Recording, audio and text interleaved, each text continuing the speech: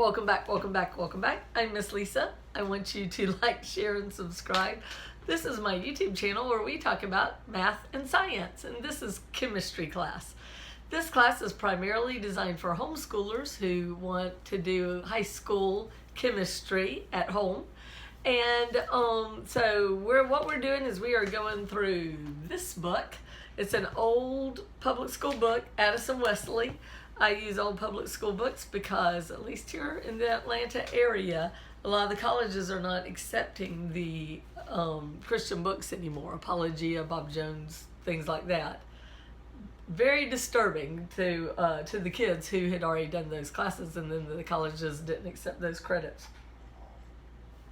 And the chemistry is the same. So, anyway, this chapter that we're going to talk about, the reason why I want you to like, share, subscribe is I'm doing this just to bless the homeschool community, and it takes a lot of time making the YouTube videos because I have to make them and then I have to upload them, and that takes forever. And I'm doing 8 classes on YouTube, so 4 maths and 4, I like to say maths with an S like the British people, because I think it's interesting that they pluralize math and we don't. So deep down I want to be British. But anyway, 4 maths, 4 sciences, and it takes a lot of time. And if I can get 1,000 subscribers, then I can do YouTube Live. Like last year, I was able to do Facebook Live, and I could just record it and it'd be up there, and it'd be so much easier. So anyway, help me out. As my daddy used to say, he'd say help instead of help. I don't know why. It must be a country thing, Franklin County. But share it with your homeschool groups. Tell your homeschool groups. There's a free chemistry class on YouTube, and Miss Lisa will go through it all. I assign the homework. It's in the description, so do that. Now, let's talk about where we are. We're on chapter 6. And it is chemical quantities. Now, quantity is how much. There's 2 parts of chemistry that in my decades of teaching chemistry, and we will not talk about how many, this is where the kids always do the worst. Just being honest, there's 2 things, and they're related. It's the concept of measuring matter, the moles, and something called stoichiometry, which is applying it to reactions. We haven't gotten to reactions yet. So the stoichiometry part's the harder part of it. But the moles, kids have a hard time with it. I'm teaching public school again now, and we had this test, and I had some very unhappy 10th graders in my class that they were used to always making A's in science, and then they got to this part that's heavy on the math, and they had a hard time. So, a couple of things about that. One is, I am not going to release a new video next week. I want you to take your time on this. I want you to take 2 weeks on it. There will be 2 videos for this chapter. I'm going to do one with the concepts, and then I'm going to go back and make another video with me doing all the example problems up close. Also, the homework is going to be down in the description. See, I'm pointing down because you can do the description. If it's on the video, it's going to be underneath. So look under there, find the description, touch the right thing so you can get to the description.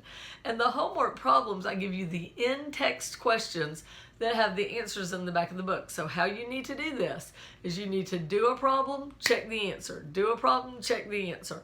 Because you don't want to practice this wrong and get it in your head the wrong way to do it. Now, is it impossible? No. I have taught literally hundreds and hundreds of kids how to do this. And I have had kids come back. I tutor all the way through college, through college, the basic college chemistry. I don't do organic. I'm not, and I don't do the above that, but I do the freshman classes for chemistry majors. I tutor those. And I've tutored lots and lots of kids in those college classes.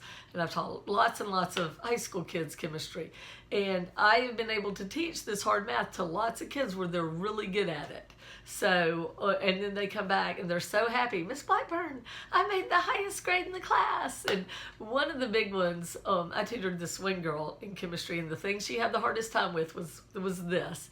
But she got really good at it. and my mom had a stroke and was at the hospital, and this nurse comes running up to me, Miss Blackburn, and she introduced me to all her nurse friends, and she said, this is Miss Blackburn. I would not be a nurse today if not for her, because she helped me learn chemistry, and I got a great grade in it, and I was just like, oh, I will never be a nurse because I can't stand doing medicine stuff. I tried and it wasn't for me. But she's out there saving people in the emergency room, and I helped. I'll take a little of that credit because I helped her get through chemistry. She said that she would not be a nurse.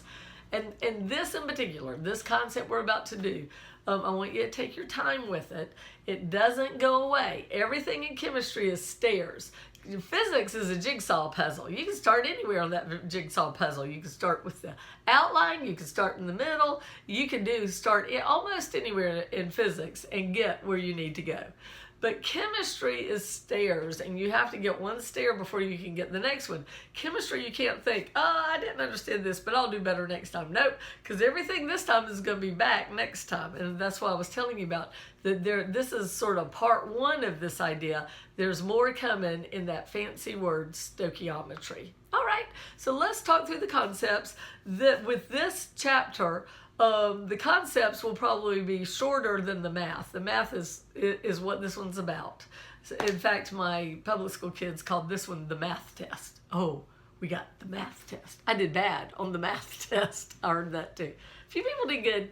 I always let kids pick out a fabulous prize out of this little box that's got stickers and pencils and plastic bugs and stuff like that, and let them go through and get their fabulous prize. And I had quite a few get a fabulous prize, but there were a few who failed too. Let's just be honest. Okay, so turning your book to page 141, and we're going to talk about measuring matter. They've got a giant sandcastle, and they talk about how many grains of sand are in the sandcastle. If you're doing quantitative analysis, you want to know how many atoms, what is the quantity. In chemistry, we also have a class called qualitative analysis, which is where you figure out what it is. And I got to do that one in high school, and it was really fun. There's a big college near here called Georgia Tech, and my teacher in high school was friends with the Georgia Tech professor, and she got the book that they used for qualitative analysis, and we all did it for Chem 2 in high school, and it was really interesting because I felt like Sherlock Holmes. You have some chemical and you have to figure out what it is, and you run it through all those tests. So that's qualitative analysis, and what we're going to talk about today is quantity. How much is it? Okay, so the first problem it talks about is teaching you something called dimensional analysis and unit conversions. And so you come back for the math. I'll show you how to do it. The next idea is, what do we measure chemicals in? This is all about chemicals. I was looking down there going, I'm going to need a periodic table to show you this. Let me get one. I'll get one at the back of the physical science book. It's got a good one, I think. Let me see. Yes, there's a periodic table. I thought I had a colored one. I think it's in another book that's not here though. Anyway, so if you go buy eggs, how do you buy them? You buy them in a dozen, don't you? So eggs come in dozens. Sometimes you can get a half dozen, but rarely could you buy just one egg. No, you always buy those eggs in the dozen. And right now we got good prices on eggs here in Georgia.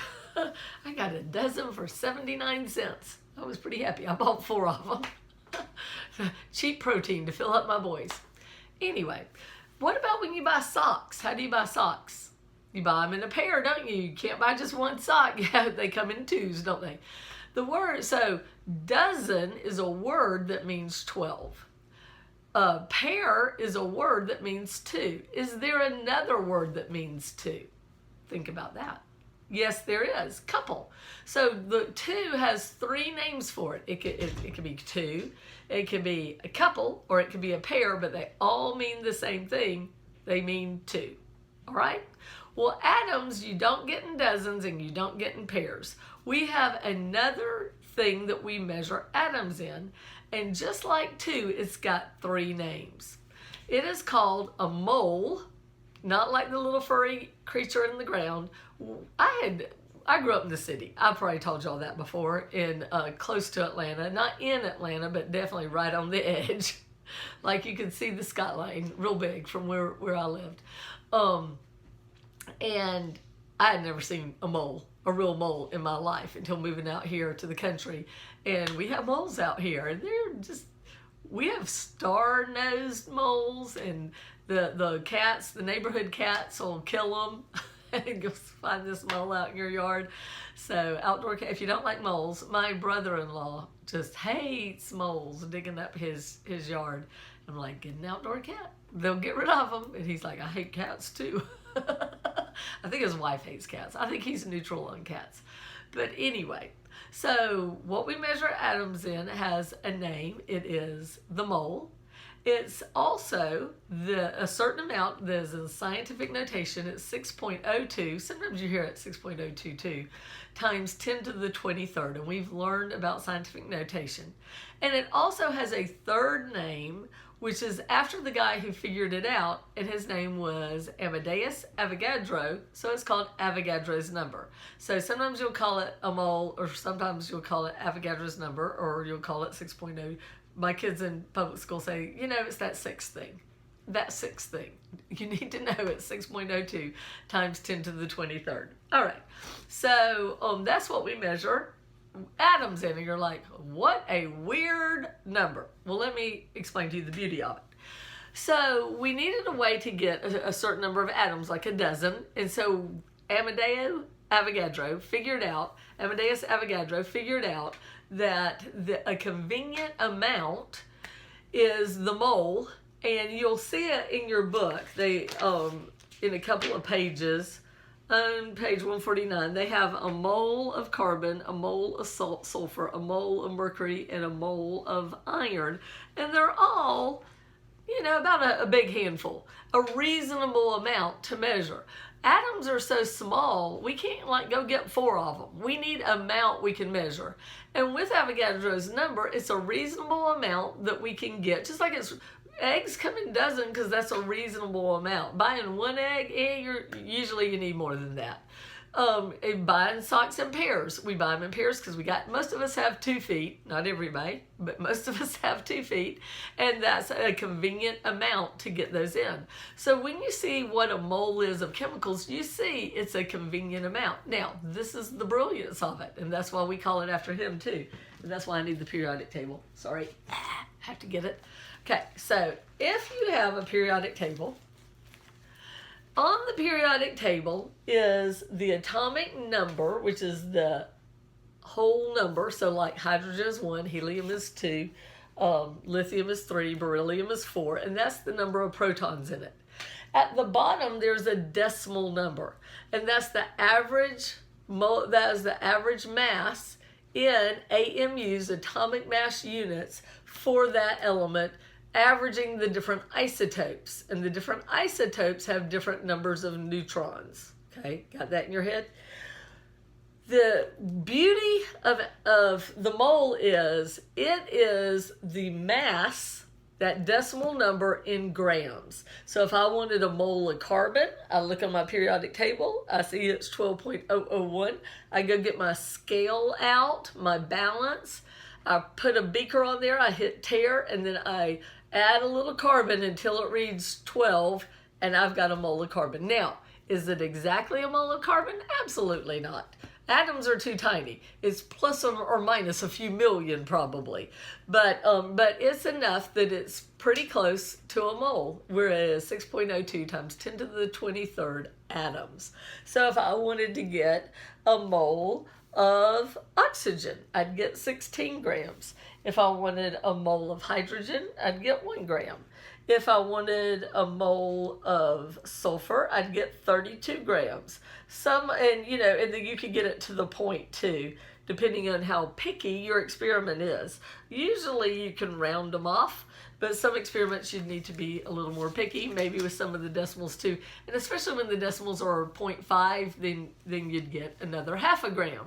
So grams, even a pretty cheap balance can measure in grams. I got one off of eBay, I think for $8. It might have been $10 with shipping, but I got a balance that measures to the 10th of a gram. You know, that's easy equipment, cheap equipment, and we can measure out things in moles. It's the convenient way to measure out chemicals because it's the mass in grams on the periodic table. All right, so that's in your book on page 145. Now, then it also teaches you that there are certain atoms that always hang, that don't always, but often when they're hang out as, if they're hanging out with themselves, they're diatomic. So like oxygen is one of them. If oxygen is by itself, it's usually O2, two oxygens joined together. Of course, oxygen can be in lots of other things. It can be in water, you know that, H2O. So it's not always, but oxygen gas, which 20% of the atmosphere you're breathing in now, roughly, is O2. These things that hang out with their twin are called diatomic. Di means two, atomic means atom, so they hang out as diatomic. And normally you are required in chemistry to memorize the list of the diatomic elements. And they're in your book on page 145, and they have them listed in the middle of the page. And I rearrange them to make them a word. I do nitrogen, oxygen, fluorine, hydrogen, bromine, iodine, chlorine, and then it says Nofbrickle, and I can remember Nofbrickle. Just like how I remember that the living elements are chinops, because I can say it, the diatomic elements are Nofbrickle. It sounds like peanut brickle or peanut brittle, but it's Nofbrickle. It's just, so it's nitrogen, oxygen, fluorine, hydrogen, bromine, iodine, chlorine. Nofbrickle. So you say the C like a cut in the L, chlorine. All right, so you need to know the diatomic elements. Next idea. Okay, there's more math that I'm going to show you. There's a bunch of math problems that we're going to do. But the next concept is how much is in Avogadro's number? Well, they said that if you took the animal, the mole, not the chemistry word mole, but you know, the little furry thing that's out in the yard, which really have nothing to do with each other, except they have the same name. It's like bear and bear or something like that. But if you took the animal mole and you had a mole of them and lined them up end to end, they would go all the way to the nearest star, Alpha Centauri, and back again. And I always know about Alpha Centauri because if you've ever watched Lost in Space, Danger, Danger, Will Robinson. I loved that show when I was a little kid. I just loved it. And we recently rewatched them all. It was pretty funny. The best part is the snarky old man. He's very funny. And the robot's pretty good too. I like the Danger Will Robinson robot. All right. So then, I already told you that a mole is the amount on the periodic table that's the AMU if you get it in grams, and you can see those measured out on page 149. So if you're listen to this video and you don't have the book to look at page 149, just Google it. Google, a mole of carbon and look at the images and you'll see it's about a handful. So it's a convenient amount. They have a mole of sugar, a mole of water, and a mole of mothballs. One time when I was a teacher, I was doing a lab when I was a public school teacher the first time. And we were doing a lab with mothballs, and the chemical name of mothballs is naphthalene. And we were heating them up and melting them, and I had this girl, her name was Melissa, and she comes up to me and she said, "Miss Blackburn, I don't feel so good." And I'm like, well, I said, "Yeah, it's kind of fumey in here. Turn on the vent, the room had a vent, and open the windows, and, let me know if you're not doing, if you continue to not feel good, if it's not just the fumes kind of bothering you." And so the minute she comes back and she is broken out in red spots all over. And she's like, "Miss Blackburn, I really don't feel good." She was going into anaphylactic shock from mothballs. And so I pushed the emergency button and they called 911, and she's one of 2 students that I've had leave in an ambulance, and they sent an ambulance for her. I think she ended up kind of collapsing even before they got to her with the ambulance. She ended up being okay, but I have never done another lab with mothballs. If it calls for mothballs, I'm like, nope. Never again. She might be the only person in the world allergic to mothballs, but That's one too many. So the other kid I had to leave in an ambulance. You're like, I'm never having her for a teacher. It's just funny is that chemistry rooms have hard floors. We don't have carpet because if we spill something, we need to be able to clean it up. And so I still make the kids do a report on an element. So I was making the kids do a report on an element. And there was a guy, and he was the basketball star. He was the star of the team. And we were in the state playoffs. And he stood up there to give his element report and fainted dead away and smacked his head on the floor, and it bounced, and he got a concussion. It's not funny, it's terrible, but it's kind of funny that it wasn't something chemical related. It was just that this, well thought of, outgoing, athletic, I think he was even prom king that year, young man, but he got so scared to stand in front of everybody to do his element report. He fainted dead away and smacked his head, got a concussion, and could not play in state finals that night. Do you want to know how much the basketball coaches wanted to kill me? And I'm like, it was just a report. I didn't mean to give him a concussion. So those were my two kids who have left an ambulance. One because of mothballs, the other one because of being scared to death to stand in front of 25 people and talk about an element. So, but it's good. I still make them do it because it's good to learn how to do public speaking. I know it's shocking, but some of you might not grow up to be chemists. I know. Why in the world? It's even a crazy thought. But all of you will probably have to speak in front of somebody at some point. So I still make them do public speaking and do a little report on elements. So anyway, okay, so mothballs, you can see it there. So I'm going to teach you that math there. So I call it molar mass. The book calls it, what do they call it? Gram formula mass. I've been doing chemistry for decades, and this is the only book I know that calls it gram formula mass. Everybody calls it molar mass. It's even in your book it says, however, some people use the term molar mass in place of gram formula mass. I do. Molar mass, that's what I'm talking about. And it's where you take the mass off the periodic table, and that's the number of moles. And so if it's something like water, H2O, then you look up the mass of hydrogen, multiply it by 2, and which is hydrogen is 1, and then you look up the mass of oxygen. There's only one oxygen in H2O, and its mass is 16. You add them together, the 16 for the oxygen, and then here, this one could be my water, and then 1 for each hydrogen, and the molar mass of oxygen is 18. If that didn't make sense, don't worry, come back and watch the math video.